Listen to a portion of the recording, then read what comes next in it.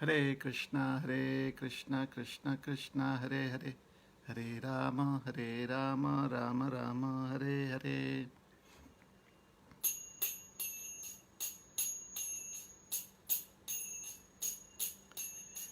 Jaya Radha Madhava Kunja Bihari Jaya Radha Madhava Kunja Bihari Jaya Gopi Jana Vallabha Girivaradhari Jaya Gopi Jana Vallabha Girivaradhari Yashodanandana Braj Janaranjana Yashodanandana Braj Janaranjana Jamuna Tira Vanachari Jamuna Tira Vanachari Jaya Radha Madhava Kunja Bihari Jaya Radha Madhava Kunja Bihari Hare Krishna Hare Krishna Krishna Krishna Hare Hare Hare Rama Hare Rama Rama Rama Hare Hare Hare Krishna Krishna Krishna Hare Hare Hare Rama Hare Rama Rama Rama Hare Hare Jaya Prabhupada Prabhupada Prabhupada Srila Prabhupada Prabhupada Prabhupada Prabhupada Jaya Jaya Prabhupada जय श्री हरिनाम संकीर्तन की जय श्रील प्रभुपाद की जय अनंत कोटि वैष्णव भक्त वृंद की जय जय निताय गौर प्रेमानंदे हरि हरि बोल ग्रंथराज श्रीमद् भगवद गीता की जय ओम अज्ञानतिमिरान्धस्य ज्ञानाञ्जनशलाकया चक्षुरुन्मिलितं येन तस्मै श्रीगुरवे नमः श्रीचैतन्यमनोभीष्टं स्थापितं येन भूतले स्वयं रूपकदा मह्यं ददाति स्वपदान्तिकं नमो विष्णुपादाय कृष्णप्रेष्ठाय भूतले श्रीमते भक्तिवेदांता स्वामिनिति नामिने नमस्ते सारस्वती देवे गौरवाणी प्रचारिणे निर्विशेष शून्यवादी पाश्चात्यदेशतारिणे वाञ्छाकल्पतरुभ्यश्च कृपा सिन्धुभ्य एव च पतितानां पावनेभ्यो वैष्णवेभ्यो नमो नमः जय श्री कृष्ण चैतन्य प्रभु नित्यानंद श्री अद्वैत गदाधर श्रीवासादि गौर भक्त वृंद हरे कृष्णा कृष्णा कृष्णा हरे हरे हरे राम राम राम हरे हरे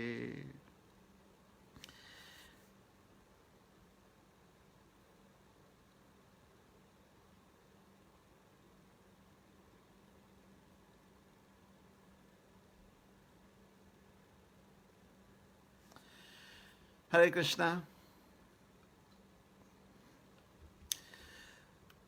तो इस्कॉन औरंगाबाद के हमारे सारे भक्त जो नियम से हमारे शनिवार भगवद गीता क्लास में आते हैं, उनका हम स्वागत करते हैं।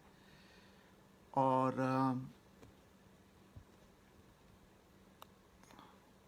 आज हम श्रीमद् भगवद गीता के 6वें अध्याय, जिसका शीर्षक है ध्यान योग, श्लोक क्रमांक 6 से चर्चा कर रहे हैं। क्षमा कीजिएगा, श्लोक क्रमांक 2 से चर्चा कर रहे हैं।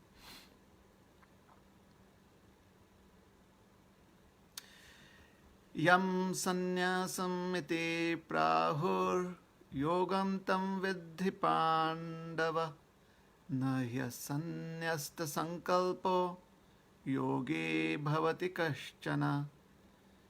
यम संन्यासम् इति प्राहुर्योगं तं विद्धि पाण्डव, न हि असन्न्यस्तसंकल्पो योगी भवति कश्चन। यम संन्यासम् इति प्राहुर्योगं तं विद्धि पाण्डव, न हि असन्न्यस्तसंकल्पो योगी भवति कश्चन।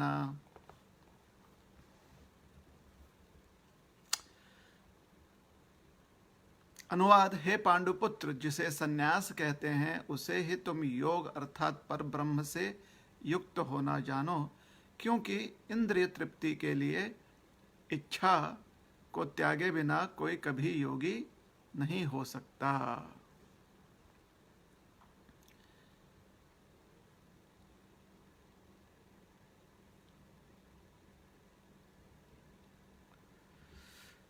तो 6वें अध्याय में पहले कुछ श्लोकों में भगवान श्री कृष्ण ये स्थापित कर रहे हैं कि योग की परिभाषा और संन्यास की परिभाषा और दोनों में जो समानता है वह क्या है। योग की परिभाषा तो पहले सिद्ध हो चुकी है, तो इसलिए भगवान यहाँ पर सिर्फ योग शब्द से वो संकेत कर रहे हैं। उसी प्रकार से संन्यास की परिभाषा भी लोक में अच्छी तरह स्थापित है। तो संन्यास शब्द से या असन्यस्त शब्द से उसका संकेत मिल रहा है। अब संन्यास और योग में क्या समानता है और संन्यास और योग, इन दोनों शब्दों का प्रयोग किस हेतु से या किस उद्देश्य से या क्या लक्ष्य प्राप्त करने के लिए भगवान यहाँ पर कर रहे हैं, उस पर हम ध्यान देंगे। तो यम संन्यासम इति प्राहुर, भगवान कहते हैं संन्यास क्या है या उसी चीज को संन्यास कहना चाहिए। प्राहुर का अर्थ है समझो, जानो, या प्राहुर का अर्थ होता है, प्राहु मतलब कहा गया है, संन्यास उसी को कहा गया है। तो किस चीज को संन्यास कहा गया है? उसी चीज को संन्यास कहा गया है जिस चीज को योग भी कहा गया है। तो यम संन्यासम इति प्राहुर योगम तम विद्धि पांडव, तम विद्धि, योग तुम जान लो कि ऐसा होता है, और संन्यास भी उसी चीज को कहा गया है। मतलब अगर सीधे अगर उसका अर्थ निकाल रहे हैं हम, और उसके बाद फिर विश्लेषण करेंगे उस अर्थ का, तत्पश्चात कुछ भावार्थ भी देखेंगे। न यह संन्यस्त संकल्पो योगो भवति कश्चन, और योग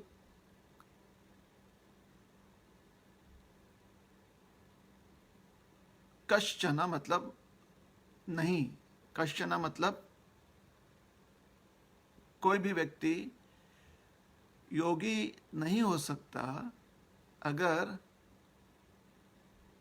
असन्यस्त संकल्प। तो असन्यस्त संकल्प, संकल्प का अर्थ होता है व्रत। किसी व्रत को अपनाना या किसी तपस्या को अपनाना, संकल्प, दृढ़ निश्चय। असन्यस्त का अर्थ होता है जहां पर संन्यास न हो। तो असन्यस्त संकल्प मतलब बिना संन्यास के संकल्प लिए किसी के लिए योगी बनना संभव नहीं है। अब और ये तो सीधे अर्थ इसका निकल रहा है, और कभी कभी अगर आप खाली सीधा अर्थ निकालते हो तो विश्लेषण करना आवश्यक पड़ जाता है। तो योग अर्थात जहां पर जो व्यष्टि चेतना होती है, इंडिविजुअल कॉन्शियसनेस, और जो परम चेतना होती है, सुप्रीम कॉन्शियसनेस, दोनों का मिलन हो जाए, दोनों जुड़ जाए, उसे योग कहते हैं। और अगर योग एक प्रणाली के रूप में हम देख रहे हैं कि कुछ क्रिया करते हैं या कुछ आसन किए जाते हैं या किसी प्रकार के अनुष्ठान, व्रत इत्यादि या रीत होती है, अगर उस रूप में हम योग को समझें तो वह प्रणाली, योग की जो प्रणाली है, वह तभी सिद्ध होती है जब व्यष्टिक चेतना जो होती है वो परम चेतना के साथ पूरी तरह से जुड़ जाती है, पूरी तरह से कनेक्टेड हो जाती है, पूरी तरह से युक्त हो जाती है। अगर व्यष्टि चेतना कुछ मात्रा में, चाहे वो मात्रा कम हो या ज़्यादा हो, किसी भी प्रकार से कुछ मात्रा में व्यष्टि चेतना नहीं जुड़ पाई है परम चेतना के साथ, तो योग प्रणाली पूरी नहीं हुई है। योग प्रणाली जो है वह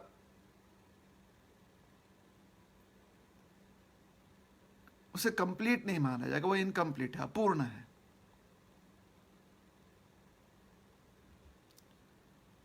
तो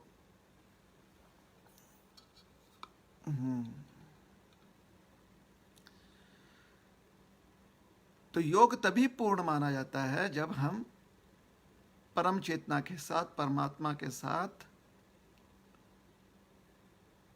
भगवान के साथ जुड़ जाते हैं। तो ये हो गया योग।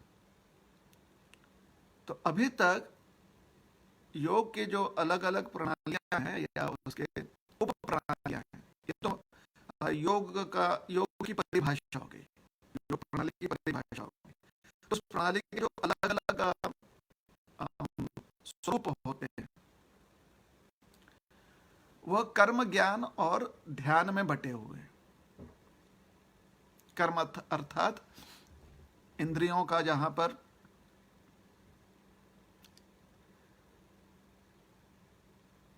उचित प्रयोग करके व्यक्ति अपनी व्यष्टि चेतना को परम चेतना के साथ जोड़ ले। ज्ञान अर्थात अपने बुद्धि का प्रयोग करके व्यक्ति अपने आप को व्यष्टि चेतना के साथ जोड़ ले।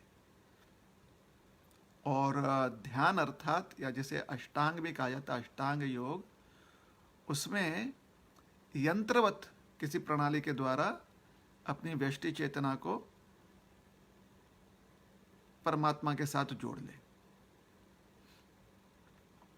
और फिर भक्ति योग है, भक्ति द्वारा अपनी व्यष्टि चेतना को परमात्मा के साथ जोड़ ले।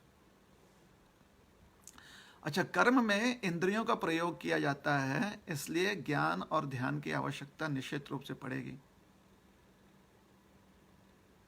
क्यों? क्योंकि अगर परम चेतना के साथ जुड़ना है तो इंद्रिय तृप्ति के प्रति जो आकर्षण होता है, वह घातक है, वो अवरोध है। तो इसका ज्ञान होना और इंद्रियों का प्रयोग सिर्फ उचित क्रियाओं के लिए करना, अर्थात सतर्क रहना, ये ध्यान प्रणाली आ जाती है इसमें कि ध्यान रखना। अब ज्ञान में शुरुआत में आपको अपने इंद्रियों द्वारा उन क्रियाओं में अपने इंद्रियों का प्रयोग करना पड़ेगा जिससे कि आप बंधन में ना पड़े, और उन क्रियाओं को त्यागना पड़ेगा जिससे कि आसक्ति बढ़े। तो थोड़ा बहुत कर्म का अंश आ ही जाता है ज्ञान में, और अंततः आपको पूरी तरह से भगवान पर अपनी चेतना जो है केंद्रित करनी पड़ेगी। ज्ञान वही कहता है कि पर ब्रह्म पर चेतना जो है केंद्रित कीजिए। तो यहां पर ध्यान किए बिना वो संभव नहीं है। मुख्य अंग ज्ञान का है। जैसे कर्म योग में मुख्यतः कर्म है, कर्म को ठीक से करने हेतु ज्ञान की आवश्यकता है, और कर्म को उसका पूर्ण लक्ष्य प्राप्त करने के लिए ध्यान करना आवश्यक है। उसी प्रकार से ज्ञान योग में ज्ञान के आधार पर मुख्यतः व्यक्ति क्रियाओं से दूर रहता है जैसे कि आसक्ति निर्माण हो जाए, और फिर भगवान पर ध्यान करने की आवश्यकता। और ध्यान योग में व्यक्ति और नियम की प्रणाली होती है जहां पर योग्य कर्म और अयोग्य कर्म वह आवश्यक है करना, क्योंकि उसके बिना आप अपने श्वास प्रणाली पर नियंत्रण नहीं कर पाओगे। तो यंत्रवत जो है व्यक्ति जब कर्म करता है और कर्म त्यागता है तो अपने श्वास प्रणाली को उसके साथ जोड़ता है। इसकी इतनी आवश्यकता नहीं पड़ती है कर्म में, उतनी आवश्यकता नहीं पड़ती है ज्ञान में, क्योंकि कर्म और ज्ञान में यंत्रवत क्रियाएं ज्यादा नहीं होती हैं। मैकेनिकल क्रियाएं ज्यादा होंगी, अष्टांग में मैकेनिकल ज्यादा है। तो कर्म के अष्टांग योग में अष्टांग योग की शुरुआत में कर्म का भी अंश दिखता है, ज्ञान का भी अंश दिखता है। बिना ज्ञान के आप, या ज्ञान के ही माध्यम से आप अपने श्वास प्रणाली को नियंत्रित करने का प्रयास करते हो, तो फिर तत्पश्चात ध्यान शुरू होता है। एक बार पता चल गया कि ध्यान किस पर करना है, कैसे ध्यान करना है, तो फिर आप ध्यान में स्थित हो जाते हो। और यंत्रवत ध्यान करने के लिए आपको प्रत्याहार, आसन प्रत्याहार, धारण, ध्यान, समाधि,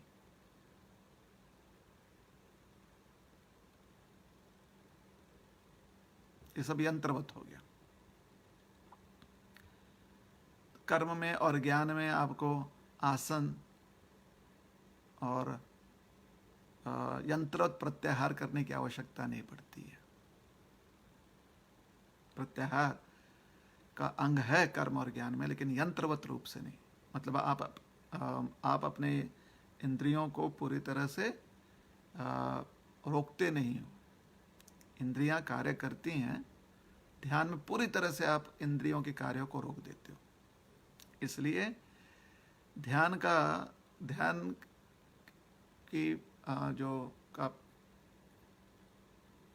की शुरुआत ही होती है इस बात से कि आप संन्यास ले लें, विरक्त हो जाए।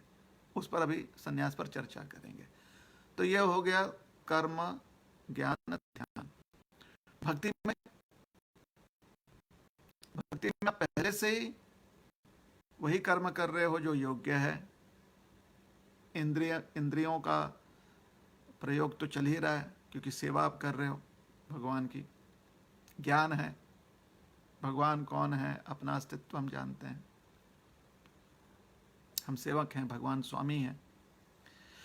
हम कर्म बंधन में यहाँ पर शरीर धारण किए हुए हैं, भगवान जो है पूर्ण मुक्त आत्मा है, ये ज्ञान है। और फिर कर्म में अगर आप सोचिए कोई भी सेवा कर रहे हो तो बड़े ध्यान पूर्वक करते हो। विशेष करके सोचिए भगवान का श्रृंगार अलंकार कर रहे हैं तो वहाँ पर बिना अपने श्वास प्रणाली को नियंत्रित किए हुए कठिन हो जाता है करना। तो ध्यान का भी अंग है और साथ ही साथ भक्ति भावना है, शुरू से लेकर अंत तक भगवान के प्रति हमारी भावना शुरू से रहती है। किसी न किसी प्रकार से शुरुआत से ही भगवान के प्रति प्रेम व्यक्त करने का प्रयास करता है साधक।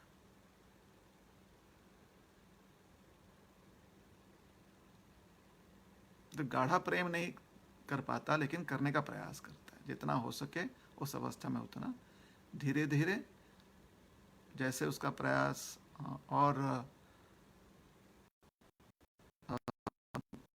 मजबूत होते जाता है योगी का, वैसे वैसे भगवान के उस प्रति उसका प्रेम और घनिष्ठ होते जाता है।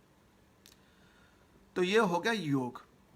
तो यम संन्यासम इति प्राहुर योगम तम विद्धि पांडव। तो योग के बारे में चर्चा हमने करी कि योग में व्यष्टि चेतना को परम चेतना के साथ जोड़ना बहुत ही आवश्यक है। अगर वो नहीं कर पाए तो योग प्रणाली अपूर्ण होती है। अभी हम अष्टांग योग ध्यान योग के बारे में भगवान बताएंगे तो इसके बाद बहुत लोगों के मन थोड़ा सा जो ध्यान योग का लक्ष्य है उससे हटकर जो प्रणाली के अंग है उसमें लग सकता है। अब में से बहुत लोग शायद विचार करने लगेंगे कि ये आसन नहीं होता तो चलेगा क्या, उस आसन में ऐसे करने से होगा क्या, और कैसे हम श्वास की प्रणाली एक नाक से अंदर लें, नासिका से लें और दूसरे से छोड़ें, ऐसे करें, कैसे की जाती है। इस पर आपके ज़्यादा प्रश्न आएंगे। याद रखिएगा यह सब करने का उद्देश्य है व्यष्टि चेतना को भगवत चेतना से जोड़ना। तो उस लक्ष्य को ध्यान रखते हुए अपने आप को ट्रेनिंग कीजिए, अपना ट्रेनिंग पूरा कीजिए। ये ट्रेनिंग है। लक्ष्य यह है कि जब समय आएगा जहां पर आपने उस प्रतियोगिता में भाग लेनी है तो वहां पर आपको स्वर्ण पदक चाहिए, गोल्ड मेडल। वह लक्ष्य है कि आप जीत जाए।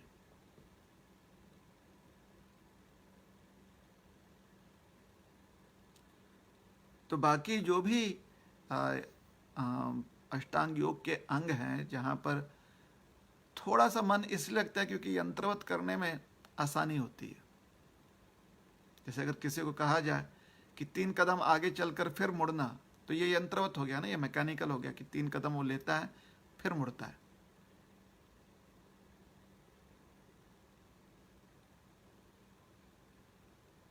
तो गिनती बहुत लोगों को आसान हो जाता है, या फिर उतना ही कर कर फिर इतना करना है। मेजरमेंट्स जो होते हैं ना, मात्राएं, आसान हो जाता है फिर कुछ लोगों के लिए, और कहीं ऐसा ना हो कि मन उसी में अटक जाए। इसलिए अब आते हैं संन्यास शब्द पर। संन्यास का अर्थ होता है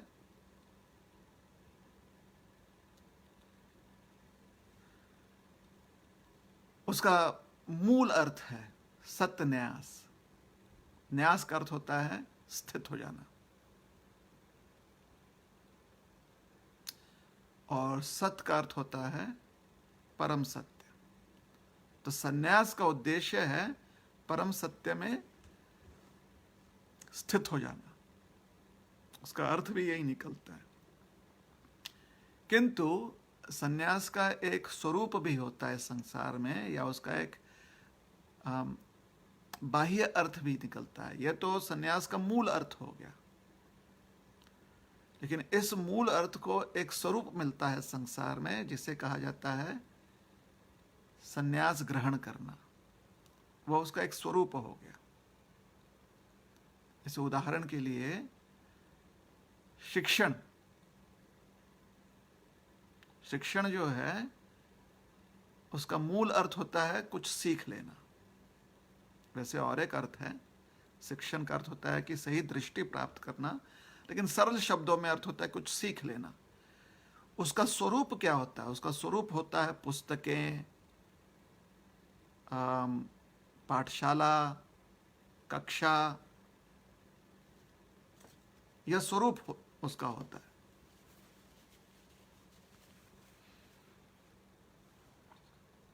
शिक्षण का संसार में तो जब भी शिक्षा की बात आती है तो सबसे पहले मन में कल्पना आती है स्कूल, कॉलेज, यूनिवर्सिटी।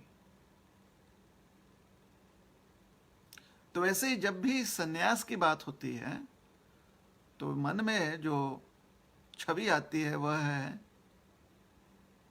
विरक्त व्यक्ति, भगवा कपड़ा, सर मुंडवाया हुआ, और थोड़ा ज़्यादा कुछ लोग ज्ञानी हैं तो जानते हैं नंगे पैर,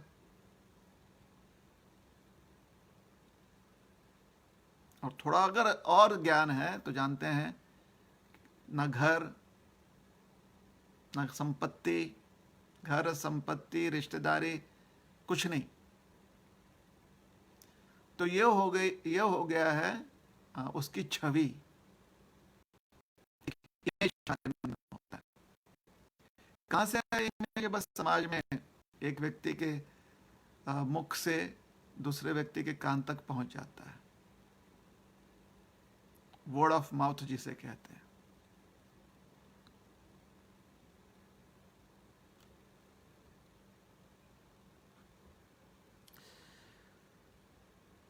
जैसे कभी एक सन्यासी दिख जाते हैं तो अबोध बालक होता है, वो पूछता है अपने माता पिता से, ये कौन है, ये ऐसा क्यों दिखता है?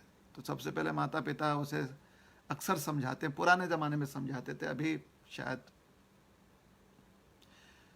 थोड़ा रवैया बदल गया होगा, लेकिन पुराने ज़माने में समझाते थे, ये बाबा जी हैं, पोटली में बंद करके ले जाएंगे। जो बच्चे माँ बाप की बात नहीं सुनते उनको पोटली में बंद करके ले जाते हैं। तो काफ़ी समय हो जाता है, बड़े होने के बाद भी काफ़ी समय तक बच्चों को ये लगता है कि पोटली में जो बच्चे बात नहीं सुनते उनको बंद करके लेकर चले जाते हैं सन्यासी। फिर आपस में मित्र बात करते हैं और किसी ने कुछ पढ़ा है, किसी ने कुछ सुना है, समझा है थोड़े बड़े होने के बाद, तो उनको लगता है सन्यास मतलब सब कुछ जिसने छोड़ दिया वो सन्यासी हो गया। और अक्सर ऐसी कल्पना होती है कि सन्यासी वही व्यक्ति होता है जो संसार से अत्यंत दुखी होता है।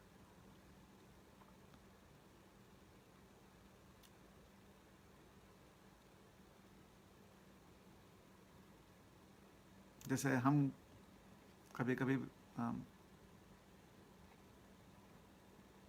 लोगों से बात करते हैं तो लोग पूछ लेते हैं कि आपने सन्यास ले लिया, तो एक तरफ से उनको लगता है कि सन्यास जो है मतलब वैराग्य। तो आपके जीवन में कुछ बड़ा दुख था कि संसार से मन ऊब गया इसलिए सन्यास ले लिया।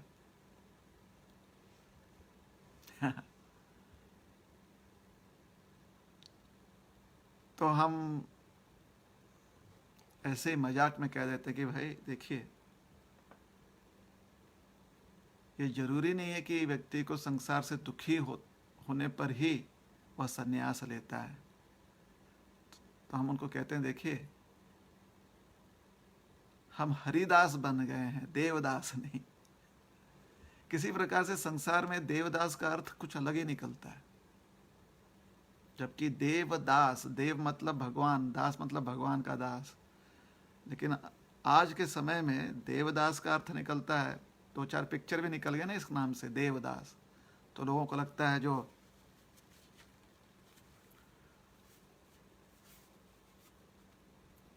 विषयी प्रेम, जो संसार का प्रेम है, उसमें नाकामयाब हुआ व्यक्ति जो पूरी तरह से मदिरा में लत है, डूब गया है और अपने नाकामयाब प्रेम को भुला नहीं पा रहा है,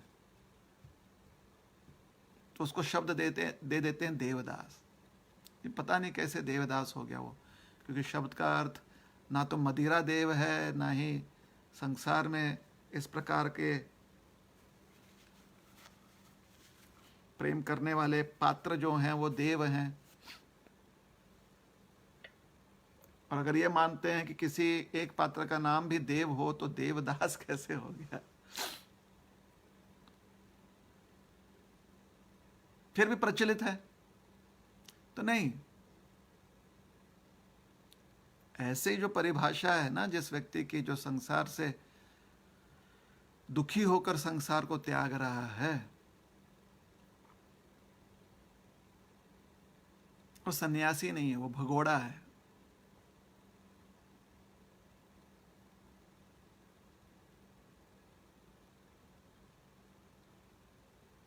कितने भी उदाहरण आप ले लीजिए हमारे आचार्यों के, चाहे अभी हाल ही में बुद्ध पूर्णिमा हुई थी,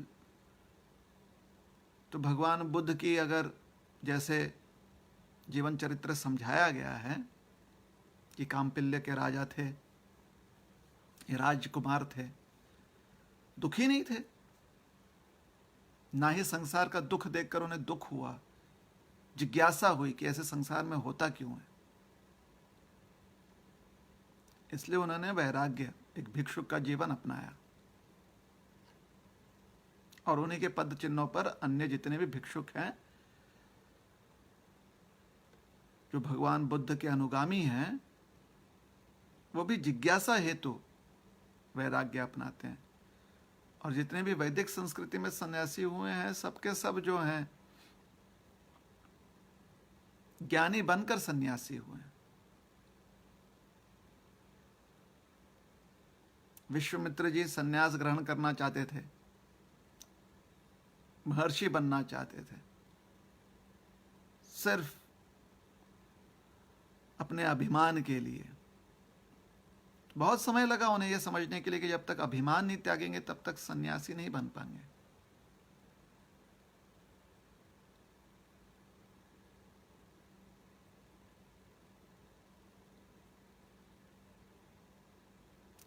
तो कितना ही व्यक्ति दुखी होकर वैराग्य को अपनाने का प्रयास करे, उसका वैराग्य ज्यादा दिन तक नहीं चल सकता, क्योंकि संसार का नियम है कि हमेशा दुख नहीं रहता।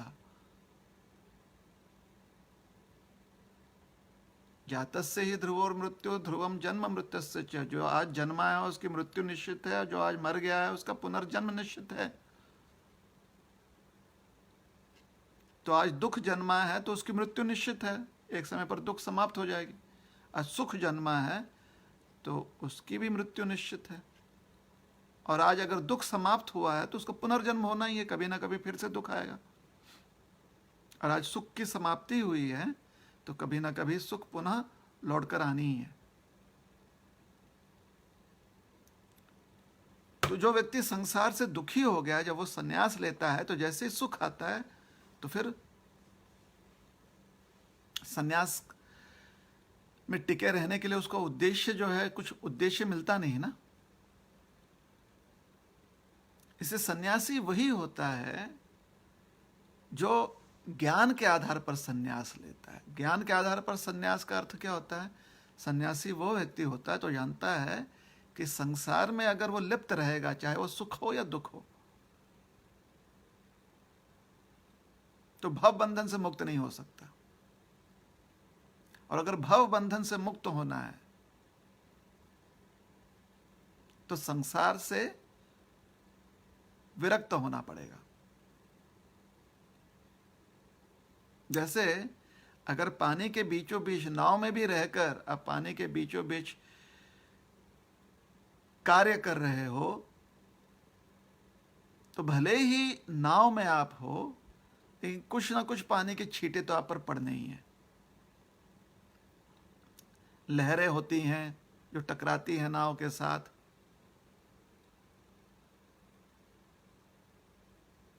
या फिर अगर आप अब नाव में नौका विहार करने जा रहे हो ना, तो कहीं ना कहीं से कुछ ना कुछ पानी के छींटे आपके ऊपर आ ही जाते हैं।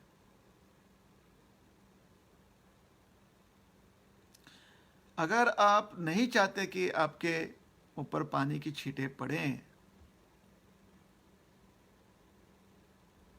तो आपको वहां से पानी से बाहर निकलना पड़ेगा।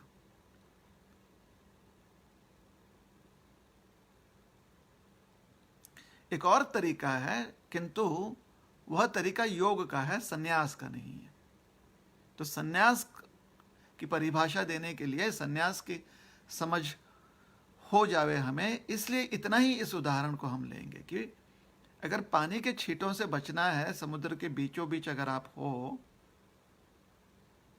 गीलापन से बचना है आपने, जब आप समुद्र के बीचों बीच हो, चाहे आप कितने बड़े नाव पर क्यों ना हो, अगर आपको बचना है लहरों से जिसकी वजह से गीलापन आप तक पहुंचता है, तो एक ही रास्ता है कि आप समुद्र को त्याग दें।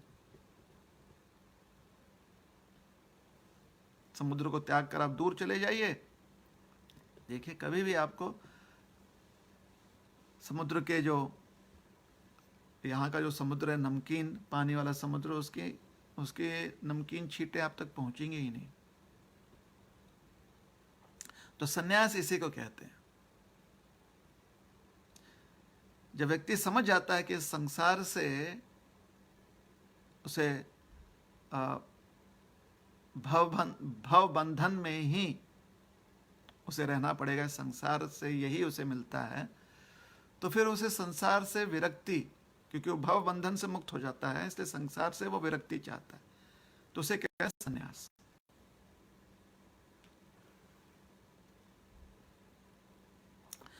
किंतु जिस प्रकार से योग अर्थात मात्र वो क्रिया नहीं, मात्र वो प्रणाली नहीं, बल्कि योग का अर्थ होता है व्यष्टि चेतना को परम चेतना से जोड़ना, उसी प्रकार से सन्यास का अर्थ होता है सत्न्यास। सन्यास का अर्थ ये नहीं होता है कि असत त्याग। असत त्याग सन्यास का की पूरी परिभाषा नहीं है।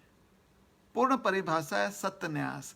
अगर आप सत्य में स्थित हो तो असत्य त्याग अपने आप हो चुका है। लेकिन अगर असत्य त्याग को हम सन्यास की परिभाषा समझ लेते हैं तो जरूरी नहीं है कि हम सत्य में स्थित हैं। यंत्रवत भी असत को त्यागा जा सकता है, किसी चीज को त्यागा जा सकता है, किंतु उस त्याग से हम किसी और चीज में जुड़ जाएंगे यह आवश्यक नहीं है। लेकिन अगर हम किसी अन्य चीज से पूरी तरह जुड़ जाते हैं तो उस चीज से जुड़ने के बाद बाकी चीजों से हम विरक्त हो जाते हैं। मतलब जैसे हम दूसरी सीढ़ी पर चढ़ते हैं तो पहली सीढ़ी से हमें विरक्ति मिल जाती है, लेकिन पहली सीढ़ी से अगर हम कूद कर हवा में अपने आप को रोक लें किसी प्रकार से, अगर संभव है तो हवा में अगर हम अपने आप को रोक लें तो पहली सीढ़ी को तो हमें त्याग दिया है, लेकिन किसी और चीज से हम जुड़े नहीं हैं, बस हवा में तैर रहे हैं। जिसे व्यक्ति पहली सीढ़ी से दूसरी सीढ़ी पर कूदता है, सोचिए चल नहीं रहा है, मतलब एक पैर ऊपर रखकर दूसरे पैर को पीछे से उठा नहीं रहा है, वो दोनों पैरों से कूद कर दूसरे सीढ़ी पर जा रहा है। तो कुछ क्षण के लिए ऐसा होता है कि पहली सीढ़ी को त्याग चुका है, दूसरी सीढ़ी तक पहुंच नहीं गया, तो पहली सीढ़ी का त्याग तो हो गया है ना उसका। तो त्यागने मात्र से किसी चीज से व्यक्ति जुड़ता नहीं है, लेकिन जुड़ने मात्र से कुछ ना कुछ चीज जो है उसकी त्यागी जाती है, उससे वो मुक्त हो जाता है। तो सत्न्यास का अर्थ होता है जुड़ना। सत्न्यास का अर्थ यह नहीं होता कि त्यागना, लेकिन सन्यास की छवि जो हमारे मन में बैठ जाती है वो त्याग से संबंधित है। और हम भी जब कभी कभी बहुत बार सन्यास के संदर्भ में चर्चा करेंगे तो विरक्ति पर ही ज्यादा जोर डालेंगे, क्योंकि विरक्ति बहुत बड़ा एक अंग है सन्यास का। सन्यास का उद्देश्य है सत्न्यास। कहीं विरक्ति को ही हम सत्य मान लें तो यह शायद हमारी गलती हो जाए। विरक्ति अर्थात किसी चीज का न होना, यह सत्य नहीं हो सकता। सत्य तो किसी चीज का अस्तित्व होता है ना।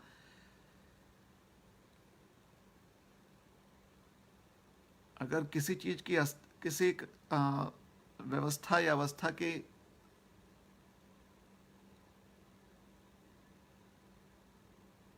का अस्तित्व, कोई व्यवस्था या अवस्था का अस्तित्व अगर त्याग दिए जाते हैं, त्याग दिया जाता है, तो जिस चीज का अस्तित्व नहीं है वो कल्पना तभी सिद्ध होती है जब एक अस्तित्व को ठुकराया जाए। तब कोई भी कल्पना जिसका या कोई भी विचार जहां पर अस्तित्व नहीं है, उसका हम विचार नहीं कर पाएंगे। इसे समझने का प्रयास कीजिए। जैसे पानी नहीं है या मीठा नहीं है, इसका अपने आप में कोई अस्तित्व नहीं है। हम बोल देते हैं कि नहीं, ये मीठा नहीं है, तो कोई चीज है जो मीठा नहीं है, तो किसी चीज का अस्तित्व है जिसमें मिठास नहीं है, तभी हम कहते हैं कि यह मीठा नहीं है। मीठा नहीं है, इसका अपने आप में कोई अस्तित्व नहीं होता। अब मीठा है, इसका अस्तित्व है। समझ रहे हैं? जैसे चीनी है, चीनी को हम कभी नहीं कह सकते कि मीठा नहीं है। चीनी का धर्म ही है, उसका गुण धर्म है कि वो मीठा होता है। अगर चीनी मीठा ना हो तो फिर चीनी चीनी नहीं रह गया ना। शक्कर, साखर, चीनी चीनी नहीं रह गया। तो जब सोचिए किसी पराठे में या किसी जो भी आपने सेवई बनाया हो, खीर बनाया हो, उसमें अगर चीनी नहीं है तब हम कहते हैं कि वो सेवई मीठा नहीं है। तो चीनी की अनुपस्थिति में हम कहते हैं कि मिठास नहीं, मीठा नहीं है। मीठा नहीं होना ये अपने आप में अस्तित्व नहीं है। चीनी कहीं पर है, चीनी जो है कहीं पर है, लेकिन उसका हमने प्रयोग नहीं किया। खीर जब बनाए तो खीर में उसका प्रयोग नहीं किया गया चीनी का, तो चीनी जो है कहीं अपनी सीसी में रह गई, तो वहीं पर रह गई, यहां पर नहीं है। तो जब हम कहते हैं कि मीठा नहीं है, इसका अर्थ है इस पदार्थ में चीनी नहीं है, कहीं और है। बात समझ में आ रही है? तो किसी चीज का नहीं होना, इससे अस्तित्वहीन नहीं होना यह सिद्ध नहीं होता है। किसी चीज का नहीं होना अर्थात यहां पर नहीं है क्योंकि कहीं और पर है, वहां से यहां पर नहीं लाई गई वो चीज। तो अस्तित्व ये जीवन का सत्य है।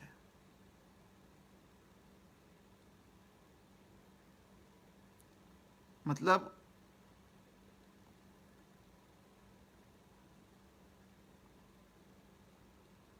किसी चीज के होने पर ही उसके नहीं होने का हमें ज्ञान होता है।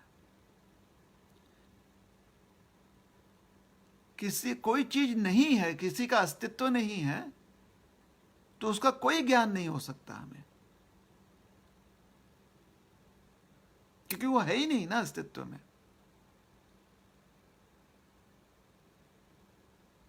तो ज्ञान कैसे होगा?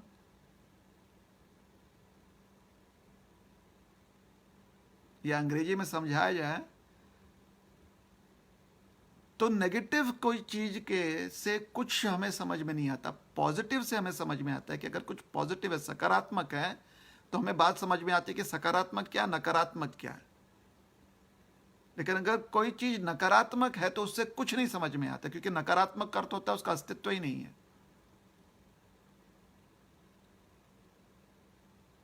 अगर अस्तित्व नहीं किसी चीज का तो आगे की चर्चा हो ही नहीं सकती।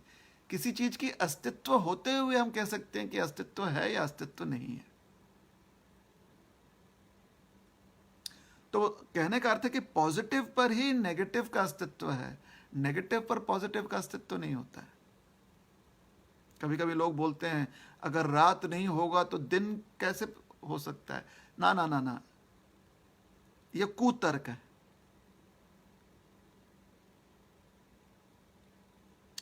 रात अर्थात प्रकाश का अभाव। प्रकाश पहले से ही सिद्ध है, और जब उसका अभाव हो जाता है, कमी हो जाती है, तो हम कहते हैं वो अंधकार है। अंधकार पहले से सिद्ध नहीं है।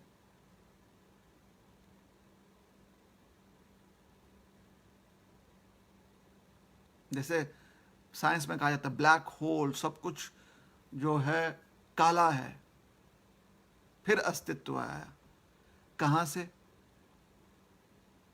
हमारे शास्त्र समझाते हैं कि प्रकाश अर्थात दृष्टि, भगवान की दृष्टि प्रवेश करती है प्रधान, जिसमें प्रधान का अभी कोई विभाजन नहीं हुआ है, तो कहीं से प्रकाश अंदर आती है ना। लेकिन हमारा जो अभी का विज्ञान है वो कहता है कि सब कुछ अंधकार से शुरू हो रहा है। कैसे अंधकार से शुरू होगा? तो प्रकाश आया कहां से? अंधकार ने प्रकाश का निर्माण कहां से कर दिया? अंधकार के गायब होने से प्रकाश आ गया? कैसे? ये थोड़ा विचार कीजिए। डार्कनेस चला गया इसलिए प्रकाश आ गया। अरे प्रकाश मतलब कहीं पर बल्ब है, उसके ऊपर कपड़ा डाल दोगे आप, उसको ढक दोगे तो अंधकार होता है ना। अब अंधकार के ऊपर से कपड़ा निकालोगे तो अपने आप बल्ब आ जाएगा क्या? वहां पर ऊर्जा अपने आप आ जाएगी क्या? नहीं, पहले से ऊर्जा होगी तभी तो ऊर्जा वहां पर प्रकट होगी ना। अगर ऊर्जा वहां पर है नहीं तो प्रकट कैसे हो जाएगी?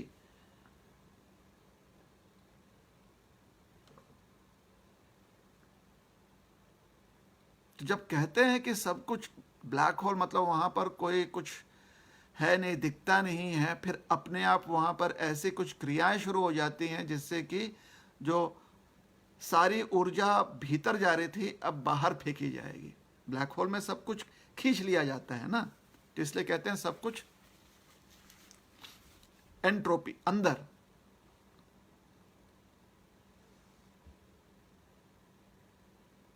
लेकिन सोचना कि उसी से सब कुछ शुरू हुआ है, अंधकार से कैसे शुरू हो सकता है कुछ?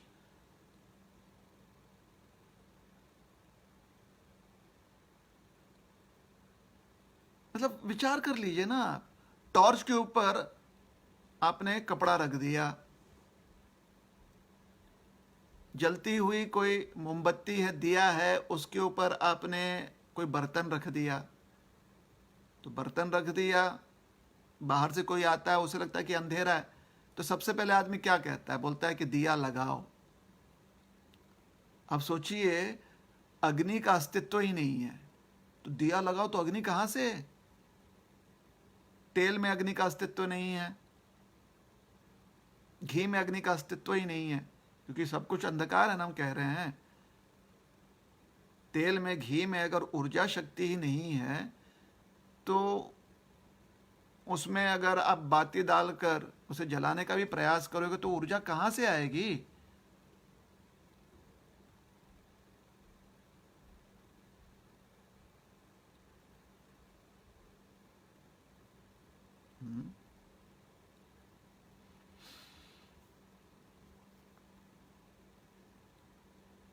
तो थोड़ा सा हम डाइग्रेस करके आज फिर से किसी और विषय पर।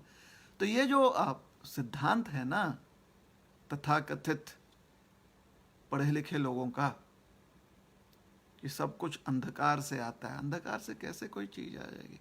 बर्तन हटाओगे, अंदर दिया जल रही है, तभी तो प्रकाश आपको मिलेगा। तब आपको लगता है कि अरे सब कुछ इधर अंधेरा था, और फिर जैसे हमने बर्तन को हटाया तो प्रकाश अपने आप आ गया। नहीं, प्रकाश पहले से स्थित है वहां पर।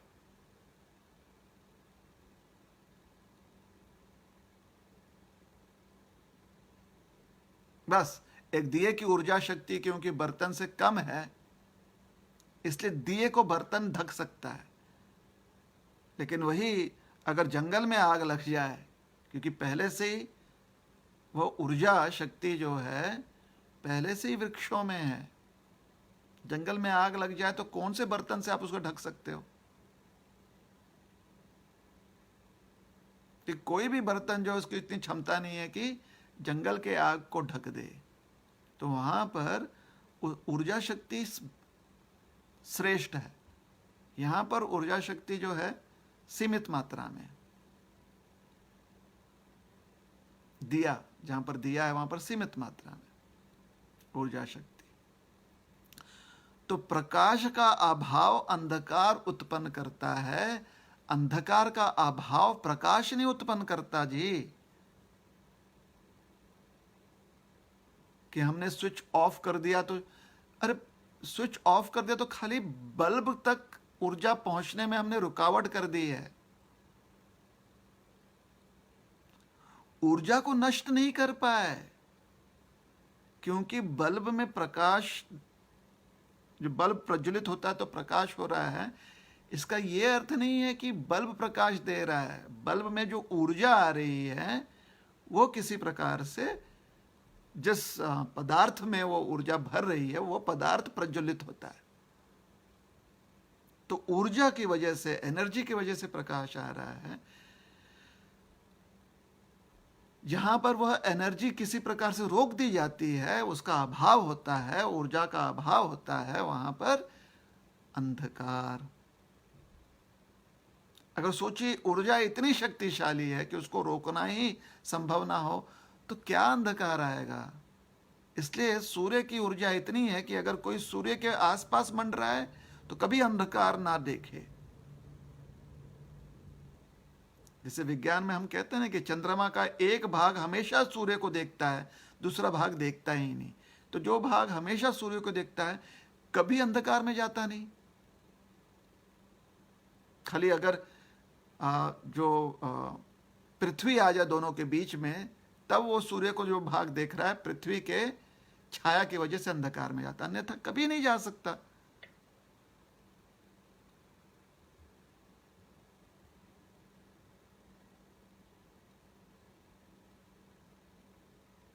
तो सूर्य का प्रकाश, सूर्य की ऊर्जा इतनी श्रेष्ठ है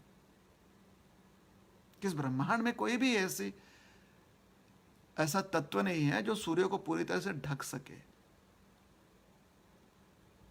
लेकिन जब हमारी आंखें सूर्य से विमुख हो जाती हैं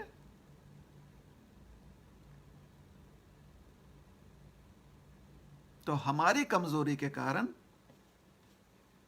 सूर्य प्रकाश से हम वंचित हो जाते हैं।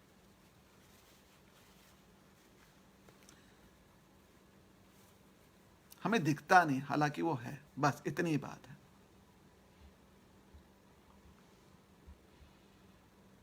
तो सत्य न्यास का अर्थ होता है सत्य में स्थित हो जाना, अर्थात भगवान के साथ जुड़ जाना। जो भगवान का स्वभाव है उस स्वभाव में स्थित हो जाना, उसे कहते हैं सत्य न्यास।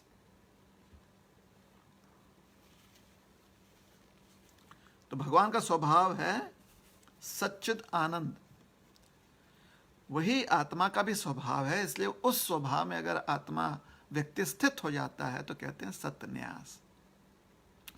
और उस स्वभाव में स्थित होने के लिए जो प्रणाली है सन्यास की, वो प्रणाली है विरक्ति की। किस चीज से विरक्ति? संसार से विरक्ति, भगवान से विरक्ति नहीं। संसार में जब तक थे तब तक कम या अधिक मात्रा में भगवान से हम विरक्त हैं।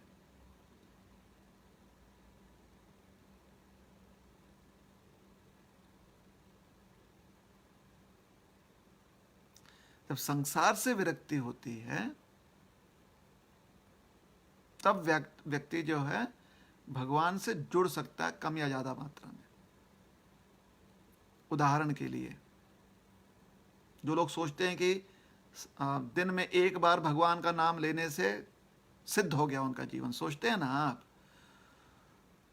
तो उस सोच में एक नाम जब आप भगवान का लेते हैं उस समय आपको संसार से विरक्त होना पड़ता है।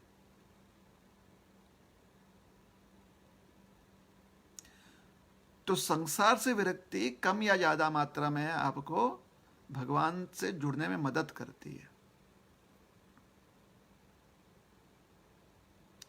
1 मिनट, एक क्षण के लिए जब आप भगवान का नाम लेते हो, बाकी क्षण के लिए आपको लगता है कि बाकी क्षण भी आप भगवान से जुड़े हुए हो, तो इनडायरेक्टली जुड़े हुए हो, अप्रत्यक्ष रूप से जुड़े हुए हो आप।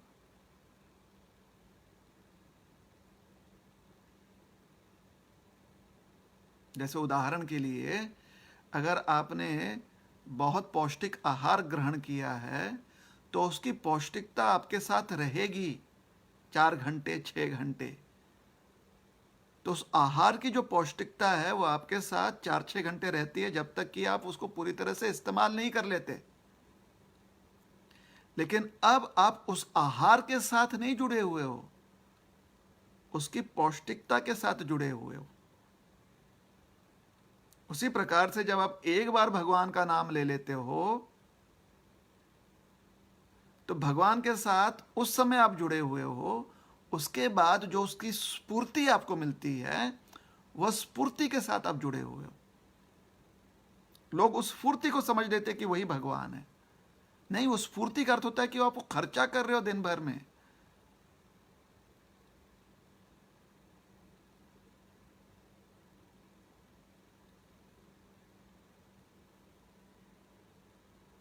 जैसे पौष्टिकता होती है ना, तो पौष्टिकता हम अन्य कार्य में काम करते हुए पौष्टिक, जो भी पौष्टिकता से हमें ऊर्जा प्राप्त होती है वो ऊर्जा खर्च कर रहे हैं हम। तो जब हम संसार में कार्य करते हैं तो, और अगर हम आस्तिक हैं, तो अगर जो समय हमने भगवान के लिए निर्धारित किया था, 1 क्षण हो, आधा घंटा हो, 2 घंटे हो, 6 घंटे हो, 8 घंटे हो, 23 घंटे हो या 24 घंटे, 24 घंटे तो पूरा समय भगवान से जुड़ गए। सोच लीजिए 23 घंटे है, या दूसरे तरफ हम चले जाते हैं कि 1 क्षण खाली, कि श्री हरि, 1 क्षण हमने इतना बोल दिया, भगवान का स्मरण कर लिया मन से। तो 23 घंटे हम करें या 1 क्षण हम करें, 23 घंटे से जो हमें प्रेरणा मिलती है, जो हमें स्फूर्ति मिलती है, क्योंकि दिन के 24 घंटे होते हैं तो बचा 1 घंटा, तो उस 1 घंटे में वो स्फूर्ति, वो प्रेरणा हम खर्च कर रहे हैं। क्यों? क्योंकि हम संसार से युक्त हो रहे हैं, भगवान से नहीं। हाँ, अगर आप समझते हो कि संसार भी तो भगवान का स्वरूप है, तो भाई वैसे ही है जैसे ये कहना कि जेल भी तो हमारे शहर का ही भाग है। जेल में कोई रहना चाहता है? नहीं ना। ये अस्पताल भी तो हमारे शहर का ही भाग है, क्यों ना अस्पताल में जाकर मैं रहूं, उसके लिए बीमार पड़ना चाहिए? नहीं, अस्पताल भी शहर का अंग है, जेल भी शहर का अंग है, लेकिन वहां पर रहना किसी भी बुद्धिमान व्यक्ति के लिए योग्य नहीं है। उसी प्रकार से इस संसार में सक्रिय रूप से रहना किसी भी बुद्धिमान व्यक्ति के लिए योग्य नहीं है, किंतु हमारे पास चारा नहीं है ना, इसलिए संसार में युक्त रहना पड़ता है। क्या कहा जाता है हमारे शास्त्रों में कि एक बार शरीर त्याग दिया तो हमें जीवन भर का ऐसा प्रयास करना चाहिए कि फिर से शरीर प्राप्त ना हो, फिर से संसार में व्यक्ति लिप्त ना हो, संसार में आवे नहीं। अगर संसार में, मतलब संसार में किया हुआ कार्य भी वो भगवान का ही कार्य है, तो फिर व्यक्ति क्यों कहता है कि पुनर्जन्म नहीं होना चाहिए? फिर कहो ना, बार बार जन्म लेंगे हम यहां पर।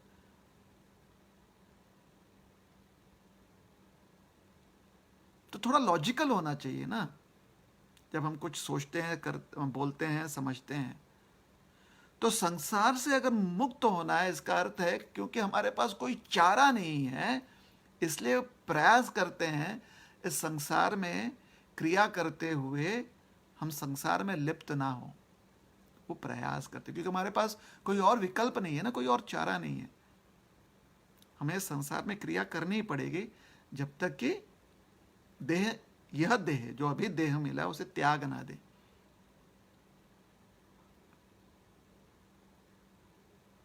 तो 23 घंटे अगर भगवान के साथ जुड़ा हुआ व्यक्ति, तो 1 घंटा तो वो संसार को दे रहा है ना। तो वह जो 1 घंटा संसार को दे रहा है, उसमें 23 घंटे जो भगवान जुड़ा हुआ है, उसकी स्फूर्ति, उसकी प्रेरणा को खर्च कर रहा है। तभी तो दूसरे दिन फिर से जाकर 23 घंटे उसे जुड़ना पड़ेगा भगवान से। और अगर व्यक्ति एक क्षण के लिए भगवान से जुड़ रहा है, कभी कभी लोग बोलते हैं कि अगर एक बार भगवान का नाम अच्छे से ले लो तो वही काफ़ी है। वही काफ़ी है मतलब क्या? उसका अर्थ है अगर एक क्षण दिन में आप भगवान से जुड़ रहे हो तो 23 घंटे और बाकी जितना भी क्षण है वो आप संसार में लगे हुए हो, तो 1 घंटे में जो आपकी प्रेरणा मिली है, स्फूर्ति मिली है, वो आप 23 घंटे और कुछ क्षण जो है, बचे हुए क्षण जो है, वहां पर आप उसे खर्च कर रहे हो। अब आप ही बताइए कि साधारण व्यक्ति के लिए कौन सा अधिक सुरक्षित है, 23 घंटे तक भगवान में जुड़ना या एक क्षण में ही जुड़कर सोच लेना कि काफी हो गया? खर्च तो दोनों तरफ करना पड़ेगा ना हमें।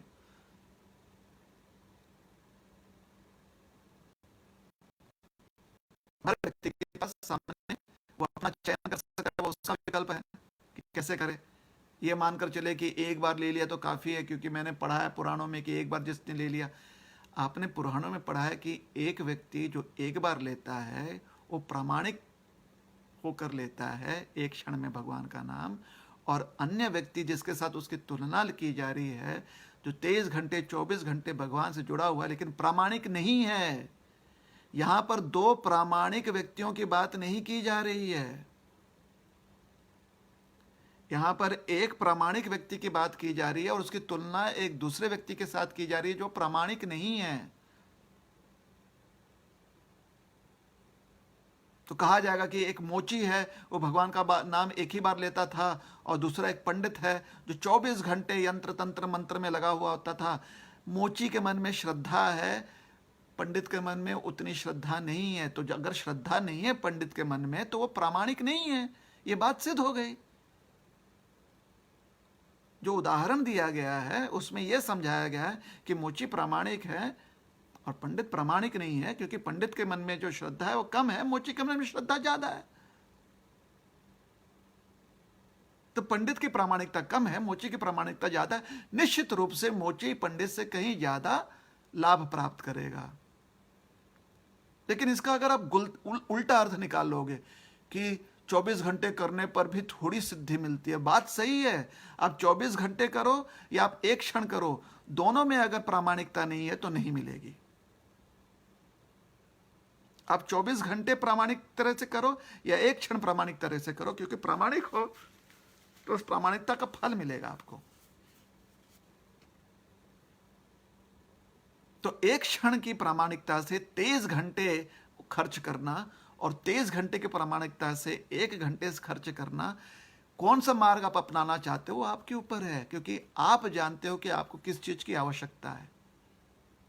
कि 1 मिनट की पढ़ाई कर 23 घंटे की परीक्षा देना या 23 घंटे की पढ़ाई करके 1 घंटे की परीक्षा देना, आप सोचिए ना कि आपकी क्षमता कितनी है।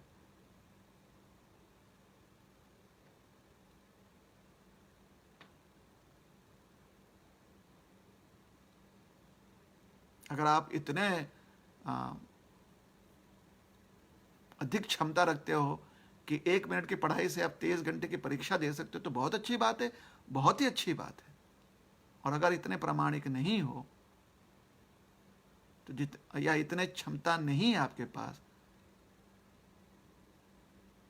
तो फिर आपको अधिक कष्ट करने की आवश्यकता है।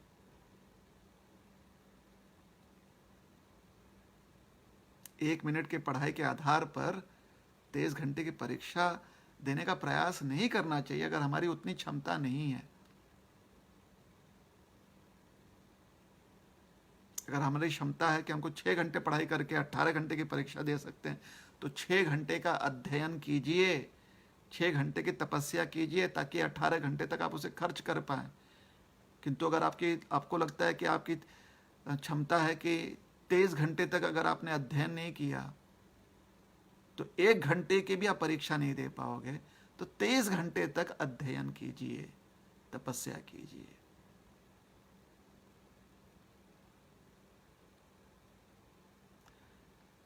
प्रामाणिकता हमसे ज्यादा कोई और नहीं जानता कि हमारी कितनी प्रामाणिकता है।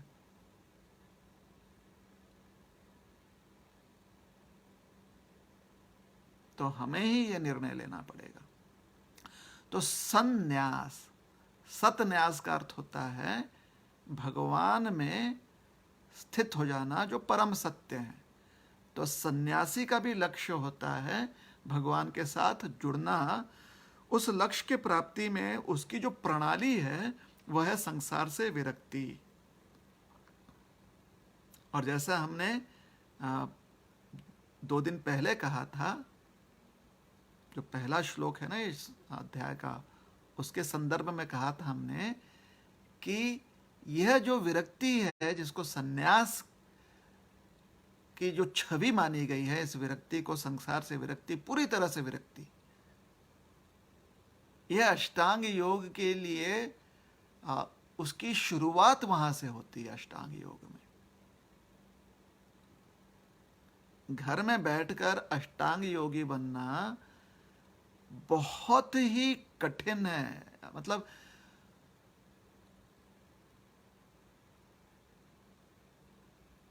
असंभव के समान है वो।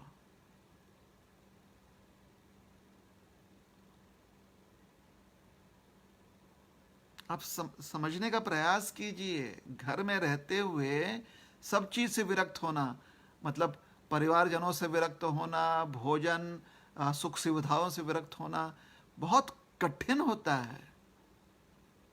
इसलिए अष्टांग योगी अर्थात जो हमें कुछ आसन ओसन सिखाए जाते हैं, वो अष्टांग योग नहीं है। अष्टांग योगी अर्थात जो समाधि में स्थित हो जाता है व्यक्ति। हमारे जो पुरानी पीढ़ियां थी, आज से 3-4 पीढ़ी पूर्व, हम देखते थे कि जब व्यक्ति वृद्ध हो जाता था तो ऐसा वृद्ध व्यक्ति अगर घर में भी रहे तो बहुत ज्यादा विरक्त हो जाता था और कहता था अब कोई भी उत्सव हो, कोई भी व्यवहारिक कोई भी कार्यक्रम हो, उसमें हम भाग नहीं लेंगे।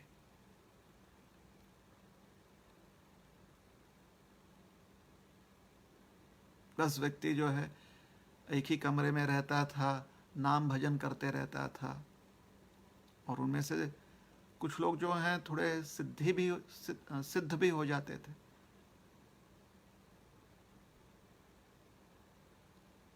कुछ ही कर पाते थे। वैसे ऐसे उदाहरण मिलते हैं। आज तो वो भी उदाहरण नहीं मिलते हमें, क्योंकि रिटायरमेंट नाम के खाली नाम दे देगा रिटायरमेंट। रिटायरमेंट का अर्थ होता है अब ये व्यक्ति बाहर जाकर पैसा कमाएगा नहीं, बस इतने ही। क्योंकि उसकी क्षमता क्षीण होते जा रही, कम होते जा रही। तो उसके बाद करता है क्या व्यक्ति? पैसा तो कमा नहीं सकता, तो सोचता है मतलब कहीं पर नौकरी नहीं कर सकता है। बिजनेस से बहुत कम लोग रिटायरमेंट ले पाते हैं। नौकरी करने वाले व्यक्ति सोचता है कि मैं रिटायर हो गया, सेवानिवृत्त। करना क्या? सोच रहा हूं कुछ बिजनेस कर लूं, सोच रहा हूं कहीं पर ऐसे ही पार्ट टाइम नौकरी कर लूं। तो आजकल तो वो उदाहरण देखने को ही नहीं मिलता है कि व्यक्ति जो है घर में रहते हुए पूरी तरह से विरक्त हो जाए।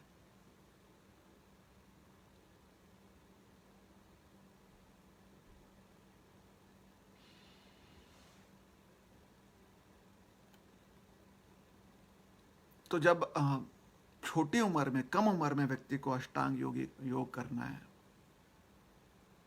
वृद्धावस्था की बात नहीं की जा रही, क्योंकि वृद्धावस्था में पुराने ज़माने में कि अब हम संन्यास ग्रहण कर रहे हैं, चाहे वो गेरुआ कपड़ा धारण करें या नहीं करें, वो दूसरी बात है। लेकिन कम से कम मान्यता थी कि रिटायरमेंट का अर्थ होता है सब चीज से विरक्त हो जाए।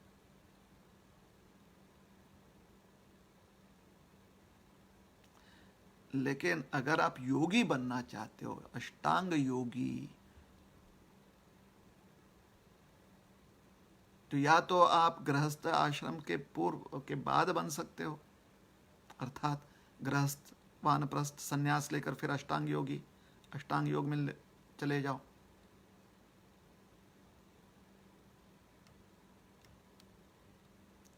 या आप जो है छोटी उम्र से भी अष्टांग योगी बन सकते हो। उसके लिए फिर आपको गृह त्याग करना पड़ेगा।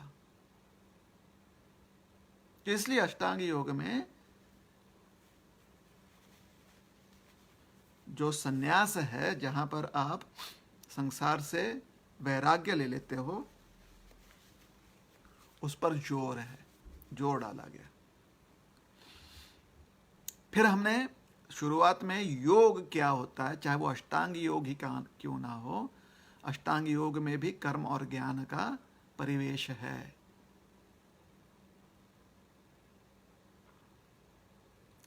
और कर्म हो, ज्ञान हो या अष्टांग हो, तब तक सिद्ध नहीं होता। व्यष्टि चेतना परम चेतना से तब तक पूरी तरह से जुड़ नहीं सकती है जब तक कि भक्ति भावना ना है।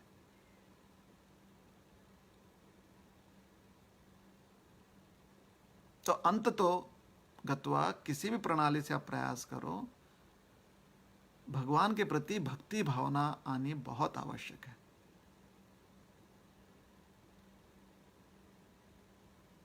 भक्ति योग में पहले भक्ति भावना जो है वो कच्ची अवस्था में,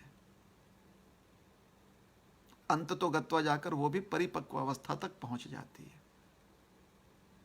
अष्टांग योग में अंत में जाकर भक्ति परिपक्व अवस्था में स्थित होना व्यक्ति के लिए आवश्यक है। कर्म योग में भी परिपक्व भक्ति अवस्था में स्थित होना आवश्यक है।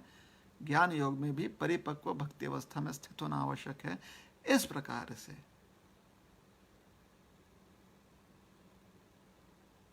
योग तभी सिद्ध होता है जब परिपक्व भक्ति अवस्था में व्यक्ति स्थित हो जाता है।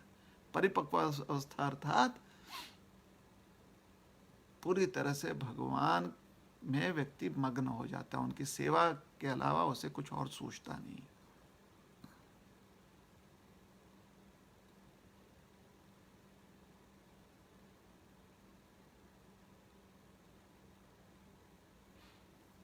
जहां पर भगवान की सेवा होती है वहां पर खाली हम अकेले नहीं हो सकते ना, भगवान के तो बहुत सारे सेवक हैं। तो जहां पर भगवान की सेवा की बात होती है वहां पर अन्य लोगों के साथ मिलकर सेवा करना अनिवार्य है। और कभी कभी अन्य भक्तों की भी सेवा करनी कभी कभी नहीं, अक्सर अन्य भक्तों की भी सेवा करनी पड़ती है, ताकि भगवान के प्रति हमारी जो सेवा भावना है वो हम अच्छी तरह से निभा सके। तो पूरी जब भगवान की सेवा में व्यक्ति मग्न हो जाता है और उस वजह से अन्य जीवों के प्रति भी सेवा में व्यक्ति युक्त हो जाता है, तो यह है भक्ति परिपक्व अवस्था। तो भक्ति योग में व्यक्ति जब शुरुआत करता है तो उस समय यह परिपक्व अवस्था नहीं होती, उसकी कच्ची अवस्था होती है। तो कच्ची अवस्था में कुछ कम ज्यादा हमेशा होते रहता है। कच्ची अवस्था में खटास ज्यादा होता है, मीठापन बहुत कम। परिपक्व अवस्था में खाली मीठा ही मीठा होता है, कहीं पर खटास नहीं होती। तो एक सन्यासी, क्योंकि उसका वैराग्य इस कारण से है या इस हेतु से है कि वह परम सत्य में स्थित हो जाए, तो एक सन्यासी का भी उद्देश्य है कि वह भगवान के साथ भक्ति भावना में जुड़ जाए, तभी सन्यास सिद्ध होता है। नहीं तो सन्यास जो है शुष्क रह जाता है। शुष्क अर्थात वो सन्यास जो है दुबला पतला रसहीन होता है, सूखा हुआ सन्यास।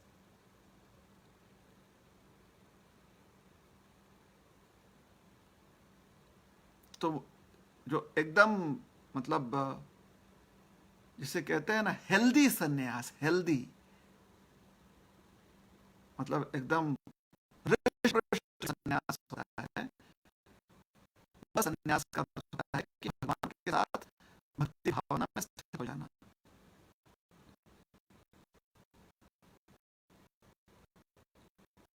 तो इससे कहा गया है अनाश्रित कर्म फलम कार्यम कर्म करोति। यह समझाया क्या जा रहा है यहाँ पर?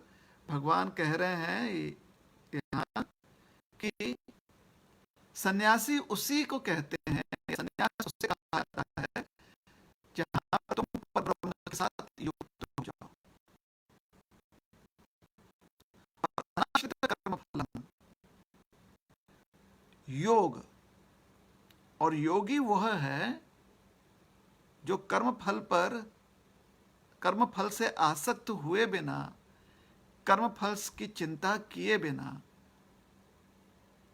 चिंता नहीं, कर्म फल की चिंतन किए बिना, चिंतन नहीं करता है कि कर्म फल कैसे प्रयोग किया जाए।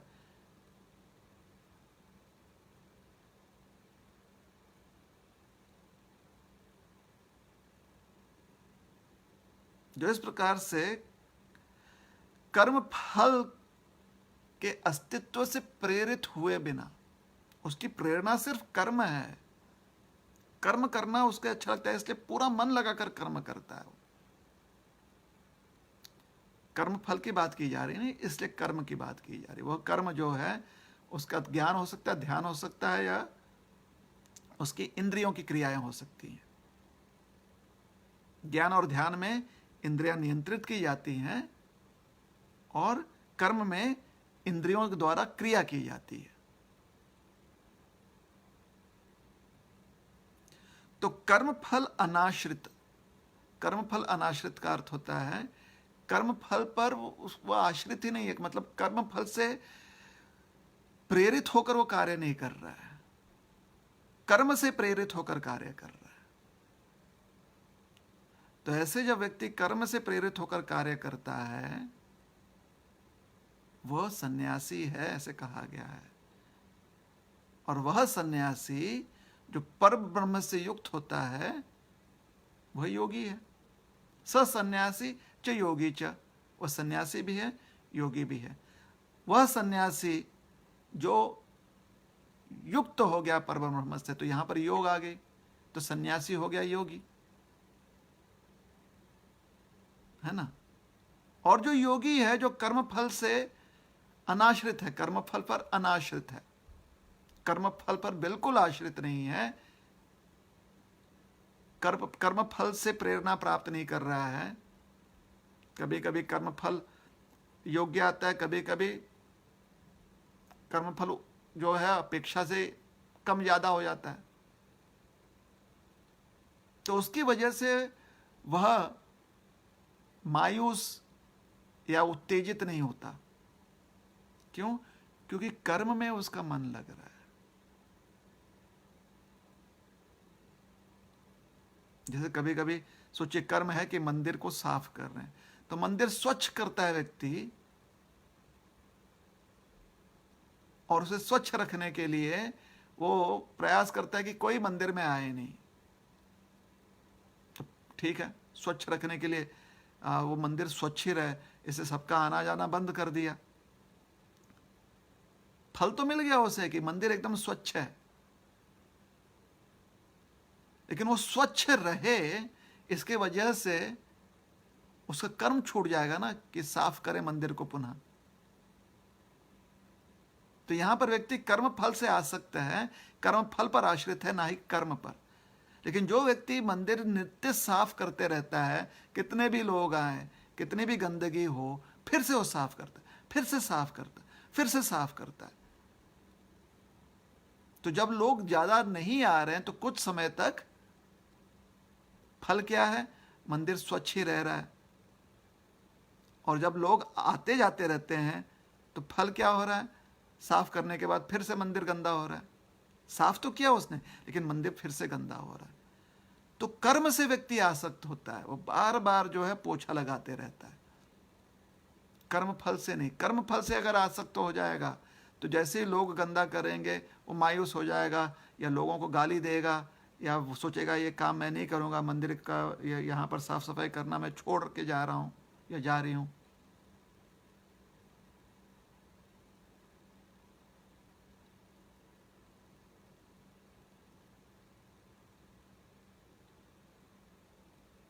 तो जो नित्य जो है कर्म से प्रेरणा लेता है, कर्म फल पर आश्रित नहीं है। और कर्म से प्रेरणा क्यों ले रहा है, क्योंकि उस कर्म द्वारा वो भगवान से जुड़ा हुआ है। क्योंकि कर्म फल से अनासक्त वह व्यक्ति हो गया है, तो यह अनासक्ति उसके सन्यासी होने का या उसके सन्यास का लक्षण है। तो सयोगी, सन्यासी सयोगी च, तो सन्यासी योगी भी है और सयोगी सन्यासी भी है। क्योंकि इस अध्याय में अष्टांग योग पर हम ध्यान देने वाले हैं, इसलिए यहां पर यह भी सिद्ध हो रहा है कि कर्म योग में कर्म कर कर व्यक्ति जो है भगवान से जुड़ता है। अष्टांग योग में व्यक्ति कर्म त्याग कर भगवान से जुड़ता है। देखिए, कर्म योग में व्यक्ति कर्म हमेशा करते रहता है, चाहे वो नवसिख्या हो या प्रगत हो। अष्टांग योग में शुरुआत में उतना ही कर्म करता है जितना आवश्यक है। यम नियम, यह चर्चा बाद में करेंगे हम। यम नियम, आसन, प्राणायाम, प्रत्याहार, धारणा, ध्यान, समाधि,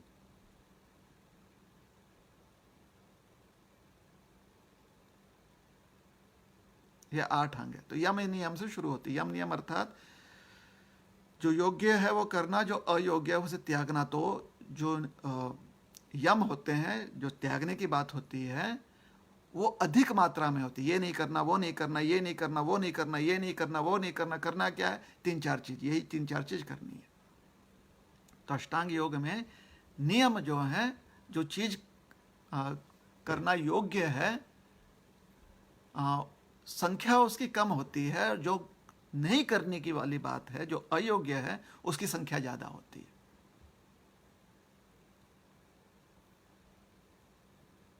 कि ये नहीं खाना है, यहां पर नहीं जाना है, ये नहीं देखना है, ये नहीं बोलना है। तो बोलना क्या है, सिर्फ ये चीज, इतनी बात बोलनी चाहिए। मीत भूख, कम से कम बोला जाए, कम से कम खाया जाए, अधिक से अधिक त्यागा जाए। तो त्याग अधिक और करना कम, यह अष्टांग योग है। तो कर्म योग में कर्म व्यक्ति जब, और ये तो जो नवसिख्या वो वैसे करता है। जो प्रगत भक्त होता है वो पूरी तरह से, क्योंकि ध्यान में चला गया है ना। प्रत्याहार, प्रत्याहार के बाद तो इंद्रियों से एक संपर्क ही छूट जाता है। प्रत्याहार में जो कर्म इंद्रियां हैं उससे संबंध ही छूट जाता है। मतलब स्व इच्छा से उसको अपने कर्म इंद्रियों को व्यक्ति समेट लेता है। ना तो कुछ ठीक, ना तो कुछ देखना, ना कुछ सुनना, ना कुछ बोलना, ना कहीं जाना। एकांत स्थान में बैठकर किसी एक आसन में बस ध्यान करने का प्रयास करना, फिर ध्यान, धारणा, समाधि।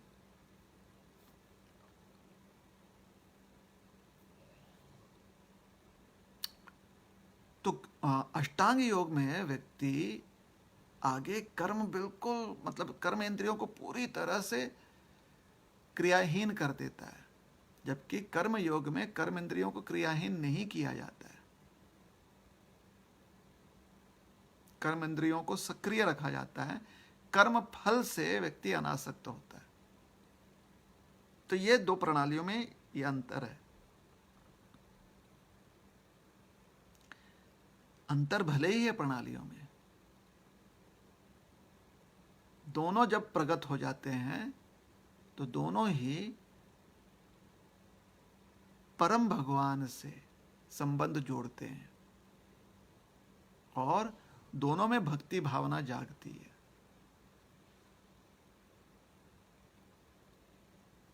इसलिए जो लक्ष्य है उसके दृष्टिकोण से कर्म योग और अष्टांग योग में अंतर नहीं है। कर्म योग ही अष्टांग योग, अष्टांग योग ही कर्म योग है। कैसे? क्योंकि कर्म योग में अंततः व्यक्ति को ध्यान, कर्म करते हुए ध्यान बहुत आवश्यक है, और ध्यान योग में भी व्यक्ति ध्यान कर रहा है।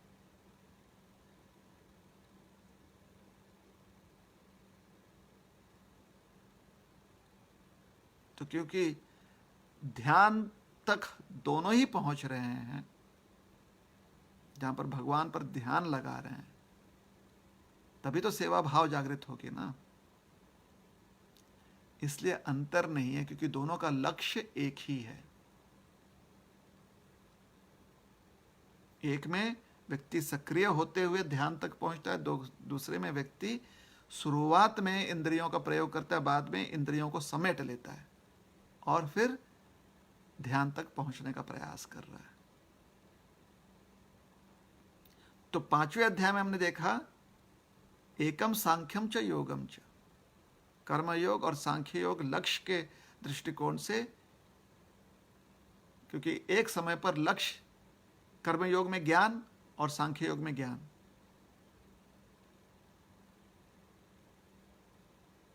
एक सक्रिय रहकर ज्ञान तक पहुंच रहा है, दूसरा जो है विरक्ति के भावना से ज्ञान तक पहुंच रहा है।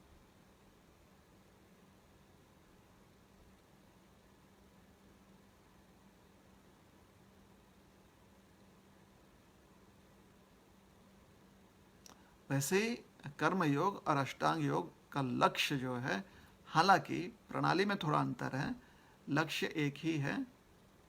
तो सन्यासी च योगी च, जैसे कहा गया एकम सांख्यम च योगम च, सांख्य और योग एक ही है, मतलब ज्ञान योग कर्म योग जो है लक्ष्य एक ही है। उसी प्रकार से यहाँ पर कहा गया सन्यासी च योगी च, तो सन्यासी से जो तात्पर्य है, जो उसका भावार्थ है, वह है अष्टांग योगी, और च योगी च, यहाँ पर जो योगी है उसका भावार्थ निकलता है कर्म योगी। तो अष्टांग योगी और कर्म योगी जब अपने लक्ष्य को प्राप्त कर लेते हैं तो दोनों में कोई अंतर नहीं है,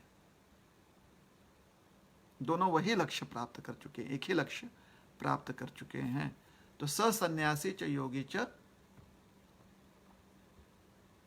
वो पिछले श्लोक में कहा गया था ना, न निरग्निर न चाक्रिया। आज के श्लोक में कहा गया है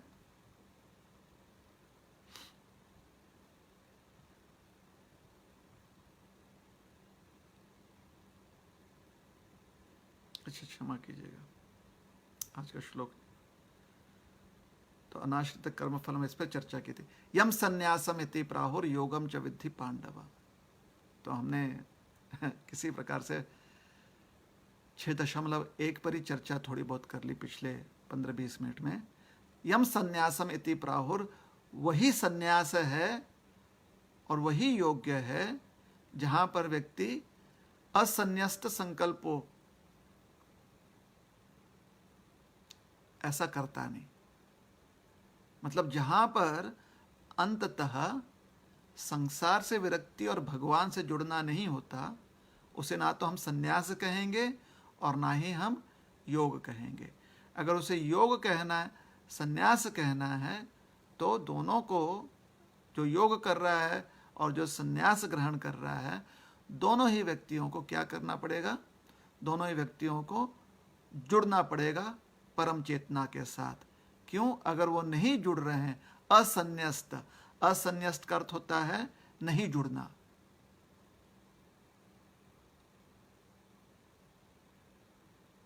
तो अगर नहीं जुड़ रहे हैं तो उन्हें योगी नहीं कहा जा सकता, उन्हें सन्यासी नहीं कहा जा सकता, क्योंकि असन्यस्त है तो सन्यासी भी नहीं है। असन्यस्त का अर्थ होता है सन्यासी, सन्यास का उल्टा। तो सन्यासी नहीं है और असन्यस्त है तो योगी भी नहीं है।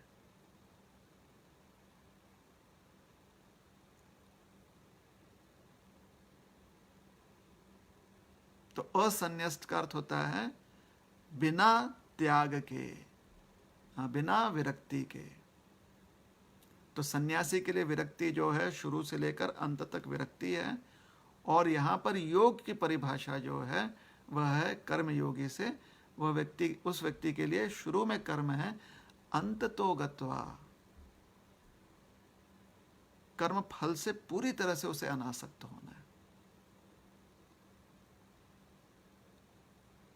शुरुआत में कर्म फल से अनासक्ति उसकी कच्ची हो सकती है, लेकिन जब वो प्रगति करता है कर्म योग के माध्यम से, तो पूर्ण रूप से उसे कर्म फल से अनासक्त होना पड़ेगा।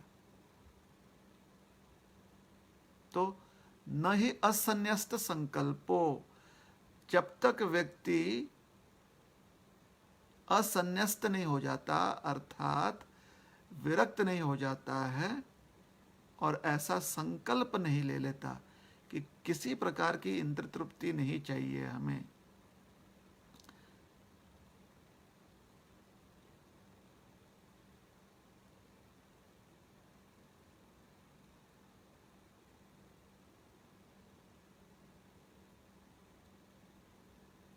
तब तक वो योगी नहीं कहलाएगा।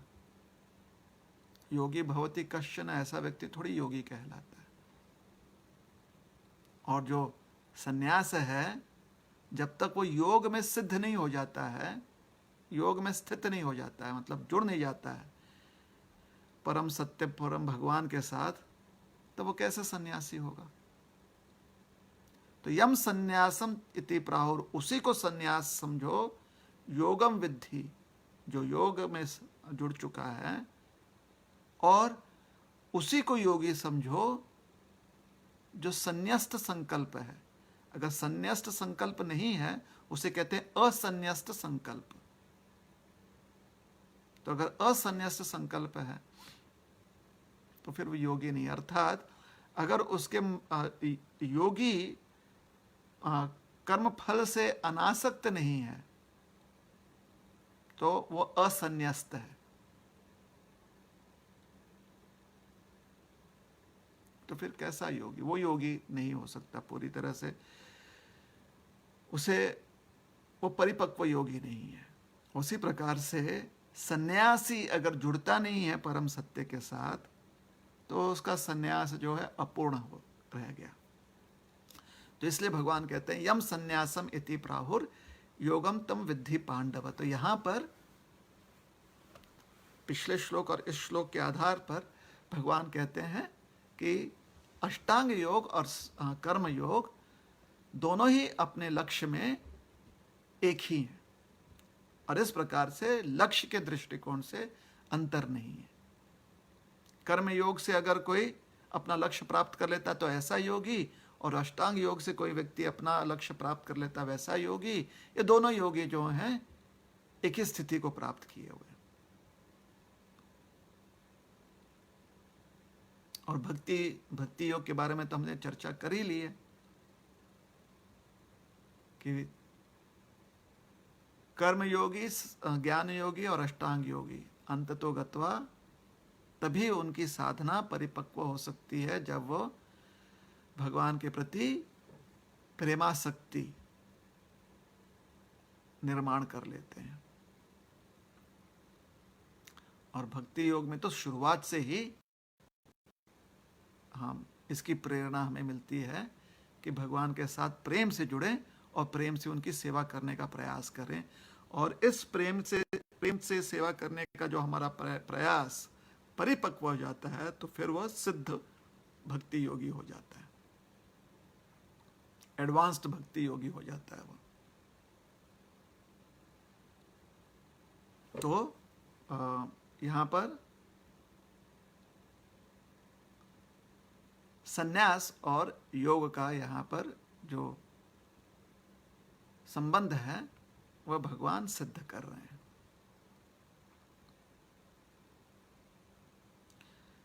तो जिसे संन्यास कहा गया है उसे तुम योग ही समझो। और हे पांडुपुत्र, योगी, कोई भी व्यक्ति योगी नहीं कहलाएगा जब तक कि वह अनासक्त नहीं हो जाता।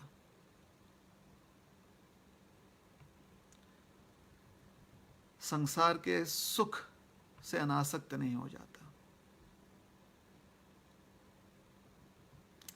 तो यहां पर हम रुकेंगे।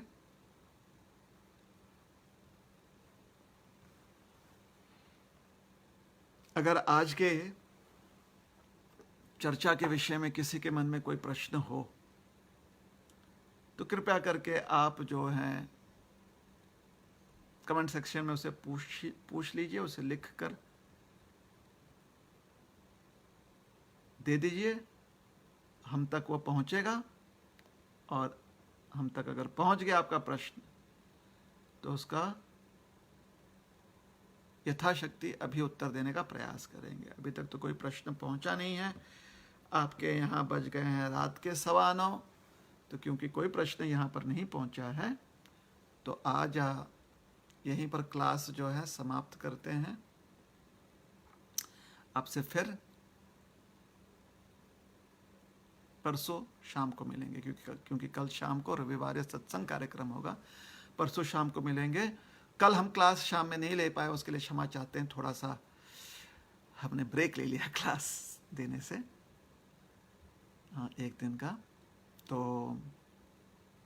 सोमवार शाम को फिर से मिलते हैं गीता क्लास के लिए और चर्चा करेंगे श्लोक क्रमांक 3 पर। हरे कृष्ण कृष्ण कृष्ण हरे हरे, हरे राम राम राम हरे हरे। ग्रंथराज श्रीमद् भगवद गीता की जय। श्रील प्रभुपाद की जय। हरे कृष्ण।